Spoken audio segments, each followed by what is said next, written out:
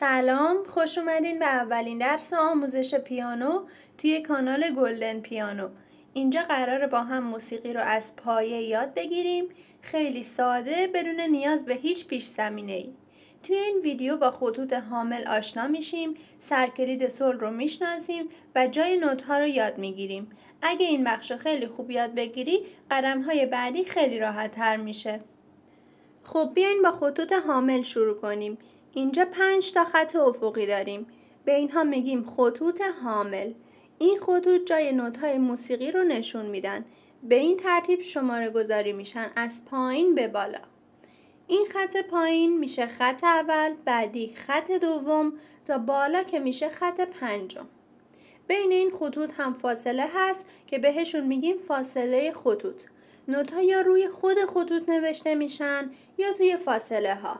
مثلا بعضی نوت‌ها دقیقاً روی خط هستن، مثل یه نقطه تیره روی خط، و بعضی ها بین دو خط، انگار بین طبقات ساختمون. حالا میرسیم به علامتی که همیشه اول خطوط نوشته میشه، سرکلید سل.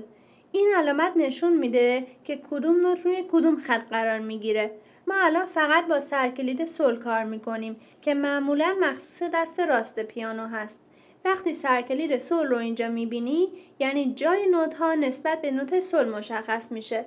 توی درس های بعدی سرکلید فا رو هم یاد میگیریم که برای دست چپ هست.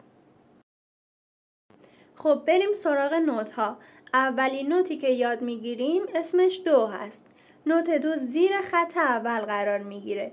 اینجا عکسش رو توی تصویر میتونید ببینید. نکته اینجاست که چون خارج از 5 خط اصلیه، براش یه خط کوچیک اضافه میکشن. این نوت رو باید خوب به خاطر بسپرین چون پایه همه نوت هاست. نوت بعدی میشه ر. نوت ر چسبیده به خط اول قرار داره. نوت می دقیقاً روی خط اول قرار داره. نوت فا بین خط اول و دوم قرار داره. نوت سل روی خط دوم قرار داره.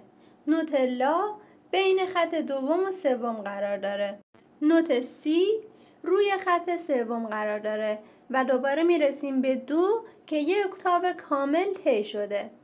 بیاین یه مرور سریع بکنیم. دو، ر، می، فا، سل، لا، سی. برعکس سی، لا، سل، فا، می، ر، دو. حالا وقتشه که این نوت ها رو توی عمل ببینین. این ویدیو رو ببینین، جای هر نوت با حرکت خط مشخص میشه. سرکلید سل رو هم اینجا دوباره میتونید ببینید.